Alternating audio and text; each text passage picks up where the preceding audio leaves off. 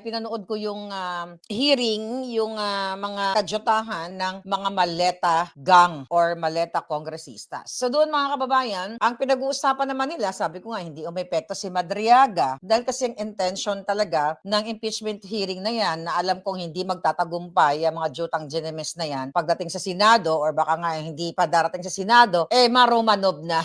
Maromanov na si Bangag, 'di ba, ng taong bayan.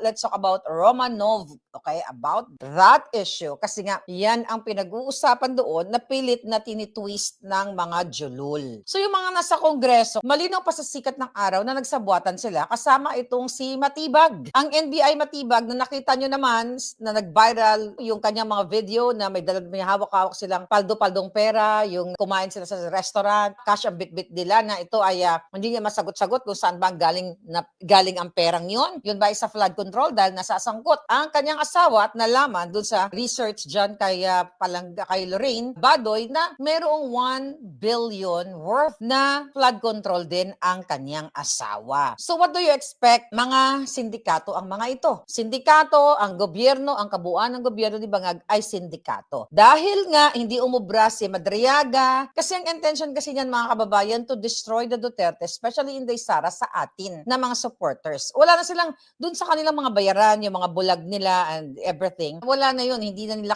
kailangan mag-effort yun kasi bayad na yung mga yun, di ba? Ano ba tong pinaglalaban natin? Sabi ko nga, bottom line, ang kalaban dito ay ang Bangag administration at ang pinupunterya ay ang Inday Sara. Hindi nga sila nakontento sa pagpadukot, pag ano nila kay Pangulong Duterte, eto ngayon. Dahil nga gusto nilang i-impeach si Inday Sara dahil nga mananalo yan. In clean and honest election, mananalo si Inday Sara. So ginagawa ng mga Bangag, by hook or by crook, sinisira nila ang mga Duterte. Kasi makikita mo kanina, una, ginagaya nila yung panahon ni Erap, no? Yung impeachment ni Erap na bubuksan ba yung envelope o wag natin buksan. So may ganung kaputahan ng mga jutang Genemes. Nakala nila pag hindi nila buksan ang term nila is green box, mahiwagang box na kung saan nilalaman daw nito ng box na mga tax documents ng pamilya ni Inday, siya at ang kanyang asawa. Kaya sabi ko na sige, buksan nyo na. Buksan nyo na para madagdagan ang inyong kaso dahil ito ay harapan sa paglalabag ng batas. Simula ng kadyutahang hearing nila, bubuksan ba yung box? Kailangan buksan ang box kasi ito ay hinihingi ng taong bayan na kailangan bugyan ng box. Bakit naduwag kayo mga yawa kayo? I think 30 plus ang nag-negative, ang 6 ang nag-affirm na okay, buksan natin ang box. Even Congressman Paolo Marcoleta encouraged them na sige, buksan nyo yung box. Basta alam nyo lang na ang inyong pananagutan kapag ginawa nyo yung mga ganyan, di ba? So yun. Sa pangalawa, gusto nilang ipakita doon sa Committee of Injustice or Committee on Injustice na si Inday Sara ay nagkaroon ng threat sa kay Bangag na gugurgurin si Bangag, si Zatanas at si Tambaloslos. Doon sa hearing nila kanina, ipinakita lang nila yung spliced video. Ano ba ibig sabihin ng spliced? I-define natin kasi dinefine nila doon pero tinitwist nila ang ibig sabihin ng splice. Ang ibig sabihin ay pwedeng pinutol, then pinagdikit, inedit. Pwede rin na tinanggal yung konteksto. Dahil kino-question ni Congressman Paolo Marcoleta na ang pinakita nilang video na nagsasalta si Inday Sara na putang ina mo, Bangag, di ba? Putang ina mo, pag ginurgur niyo ako, ganyan-ganyan, mainatasan na ako, nagugurgur sa inyo. So ang pinakita nila doon sa spliced video na yun is really, sabi ko nga, out of context. Pinutol para mag-iba yung meaning, yung konteksto. Tama si Kong Marcoleta doon at tama rin tayo doon.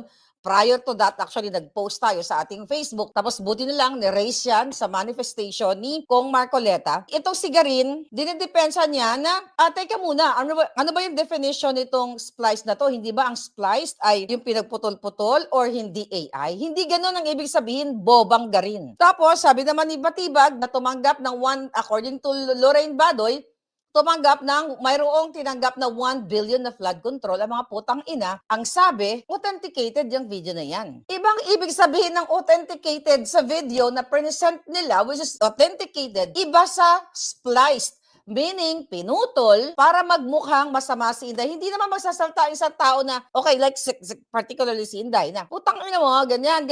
Teka, ito. Pakita na natin ito.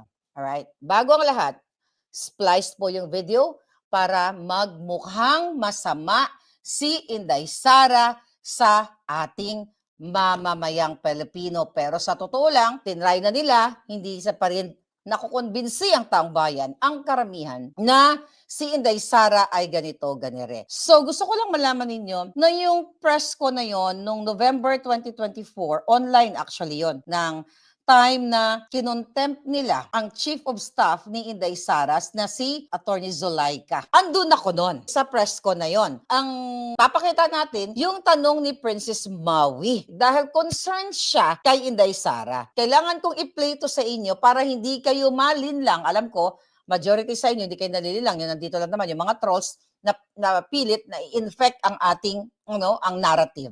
Here we go. Princess, you're raising your hand.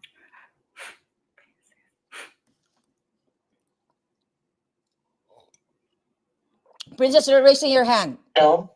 Naririnig po ba ako, Princess Maui? Yes. Oh, thank you. Good morning po, Madam Vice President. Thank you so much na po pala sa dala niyong opya nung hearing na pumunta kayo for PRRD. Kami yung nasa likod niyo po, yung tinawag nilang bastos kasi pumalak pa kami because of Congresswoman Cardema.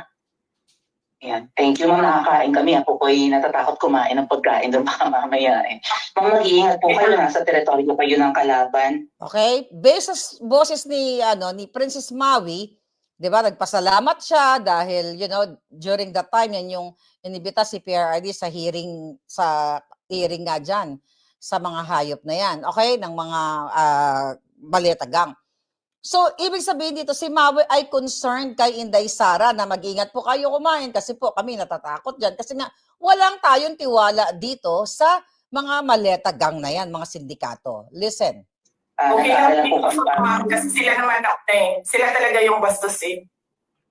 You read what you saw. Siya talaga Yeah. Mag-ingat po kayo kasi sa dinami-rami po ng inyong mga pasabog ngayong gabi, it seems like marami po talaga kayong alam about them, no? Dahil sa pagkakasama niyo sa kanila during the campaign and during the 2022 elections. Baka po mamaya kasi totoo yung mga naririnig namin or yung, I don't know if it's true, na meron daw silang Operation Romanovs and baka bala kayong ubusin. Okay, narinig nyo? Yan yung konteksto sa tanong.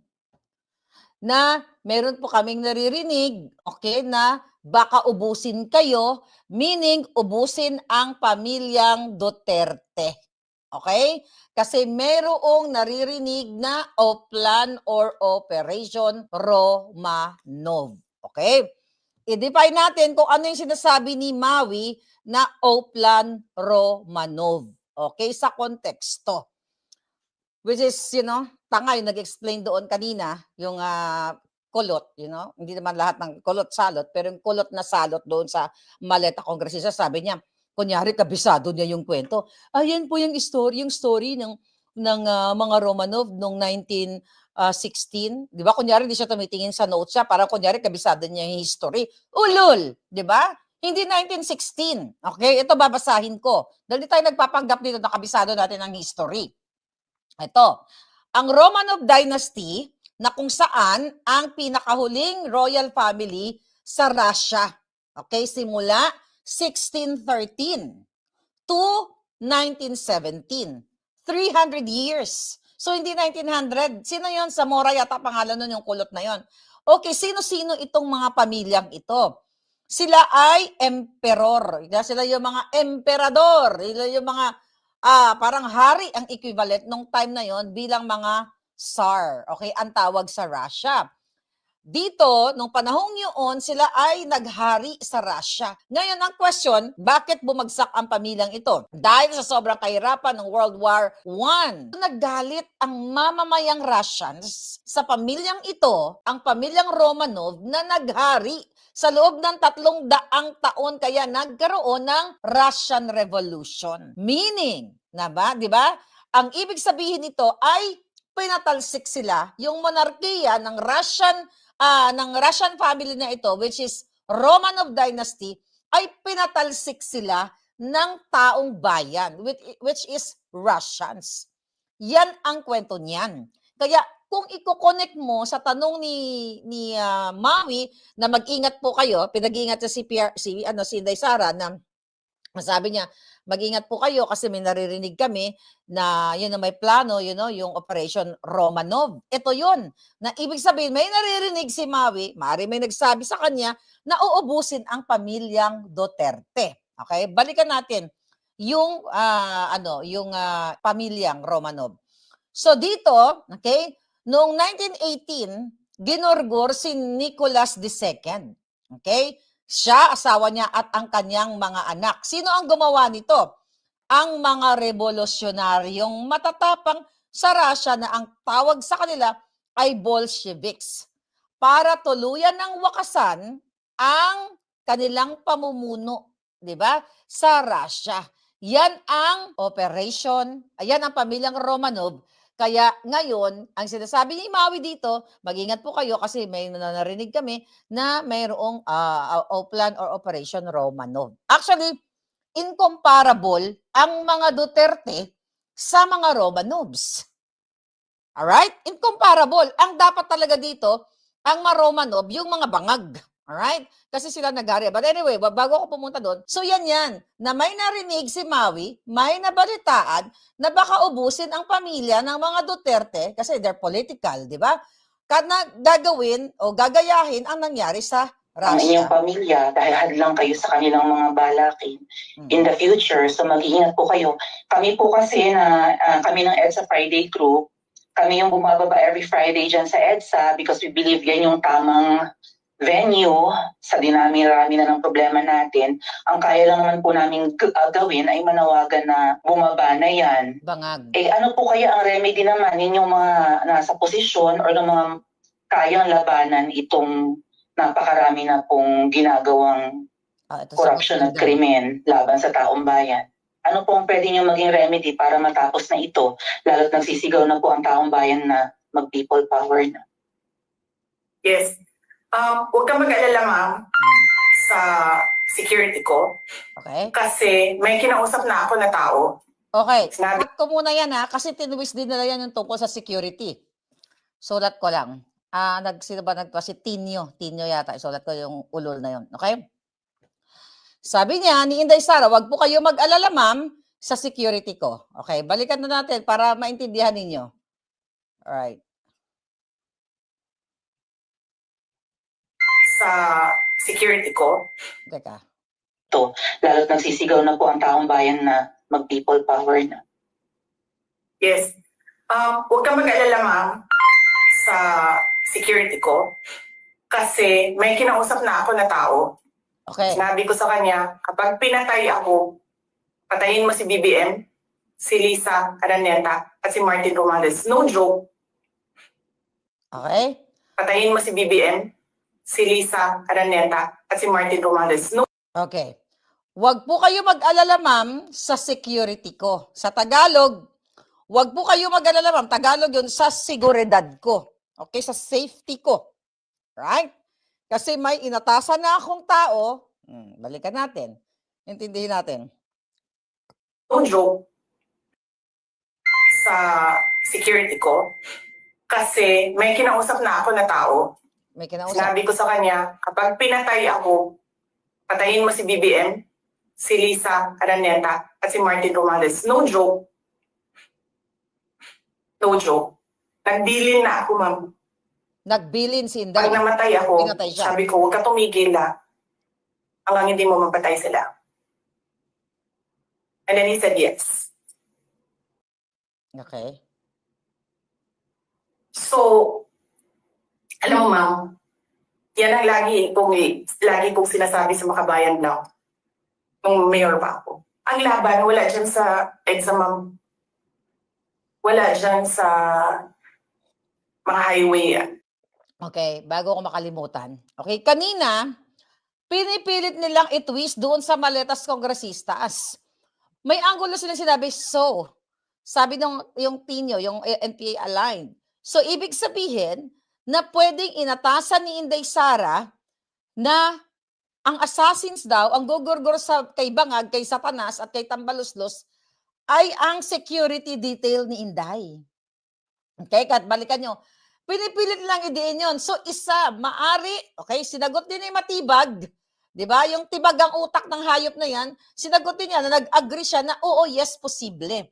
Na ang sinasabi ni Inday, ganito, harap-harapan talaga ang pag-fabricate, pag-splice, ipag-twist nila sa sinasabi ni Inday Sara. Dahil ang sabi ni Inday, maliwanag, wag po kayong mag-alala, ma'am, kasi wag po kayong mag-alala, ma'am, sa security ko. Tinwist nila yan. Wag po kayong mag-alala kasi may security ako na inatasan na gurgurin si Lisa. Ganon nila i-twist ang mga putang ina kanina, kaya natatawa na lang ako, or kung pwede nga lang kulamin ko at nang magurgur na yung mga hayop na yon.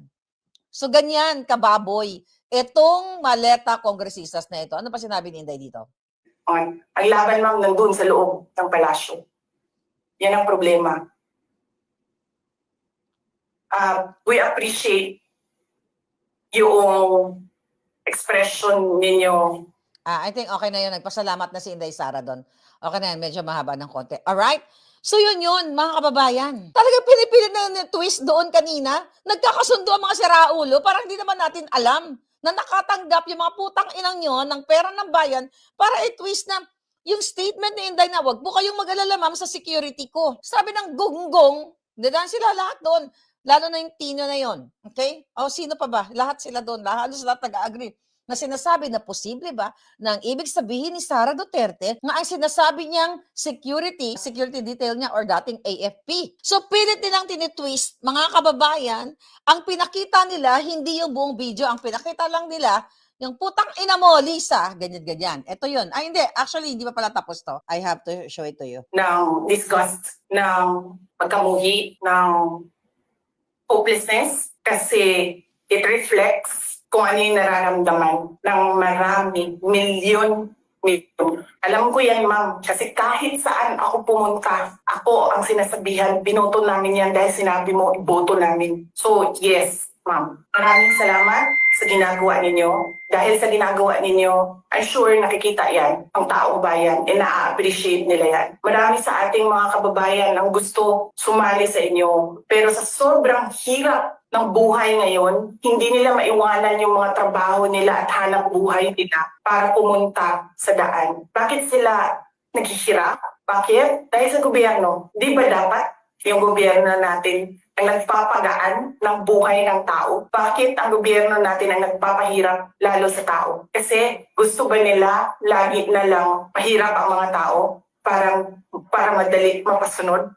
May mga lugar kami sa Mindanao na ganyan ang mga politiko. Gusto nila, pahirap lahat. Kaya bahugan lang nila ang kwarta. Governor na sila, mayor na sila, congressman na sila. Hanapin niyo, ma'am, yung mga lugar na sobrang hirap sa Mindanao. Tingnan niyo anong gawain ng politiko. Pinapakain lang ng pera ang tao. Pinabastos yung kanilang pagkatao dahil wala silang pakialam. Yan din yung mga tao na gusto sumama sa inyo, na nakikiisa sa inyo, pero hindi nila maiwanan yung hanap buhay dahil sa pamilya. Madami yan.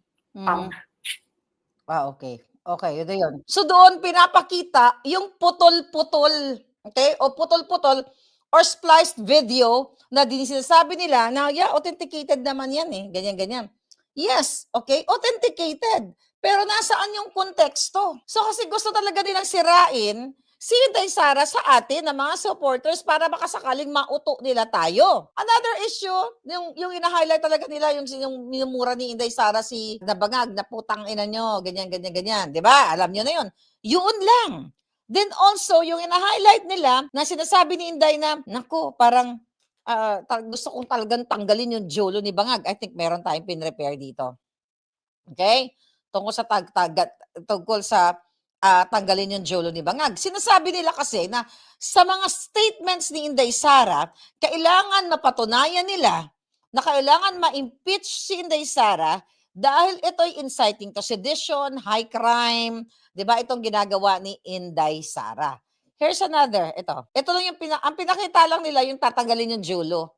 This time. Okay, teka muna. Mr. President, Alam nyo naman, di ba, kung ano yung issue ng bakit sinabi ni Inday, naku, gusto ko talagang janggalin yung julo niya. Kasi nga, merong isang PMA-er na graduate na nag-ask, iningi yung relo ni Bangag. Siguro mamahalin yung relo, galing sa pagnanakaw, kaya hindi talaga niya ibinigay dito sa PMA graduate na ito. Siguro itong PMA year na ito, dahil nga ng panahon ni Pangulong Duterte, binigay ni Pangulong Duterte yung relo niya dito sa PMA graduate din yun, di ba? Binigay. So, iniisip siguro nitong graduate na ito, singin ko nga ito, baka ibigay sa akin ng presidente, baka siguro ang tingin niya kay Bangag ay mabait. Ito yung sinabi ni Inday. Inulit ng bata, louder this time. Mr. President, can I have your watch as a graduation gift? Nasagot niya. Why? Why will I give you my watch? Tang mo? Diba, tama ba yan? Kung presidente ka, ako, bigay ko na. Okay, hindi kahit hindi manghingi, bigay ko na as gift. Oh, yan yung konteksto. Hindi lang basta-basta sinabi ni Inday Sara na, janggalin ko yung julo niya. Sakit na ako. Wasn't feeling very well. Andun lang ako, nakakatayo ako doon kasi may gamot ako. May sakit siya nun eh. Gusto ko tanggalin yung ulo niya ba? Alam mo ba kung ano ibig sabihin? Imagine myself. Gusto tanggalin yung julo ni Bangag. Kasi nga, unang-una, madamot. Yun na lang ang maibibigyan niyang konting saya sa graduate. Kaya siguro, ang frustration ni Inday Sara, dahil ano bang klaseng presidenteng ito? Ano ba naman yun? Diba? Ibigay mo yung relo, pero dahil nga madamot, magdanakaw nga. Gusto nila, nakaw lang sila ng nakaw. Yan yun, mga kababayan. Yun ang pinapakita nila na, ang Vice President gustong gurgurin si Bangag, si Pangulong Bangag nila. So, pinagdudugtong-dugtong nila ang mga kasinungalingan, ang mga twisted information nila. Then, meron pa sila doon yung tungkol sa sinabi ni Inday, at yan nung si Inday, I think that was 2024, yung right after na nag-resign siya as Secretary of Education. Tinanong siya ng mga reporters, pupunta ka ba sa State of the Nation address? Ang sagot ni Inday, hindi siya pupunta. Yun yung konteksto. Kasi sabi niya, I am a designated survivor. Pinutol-putol nila. Even yung kay Baste,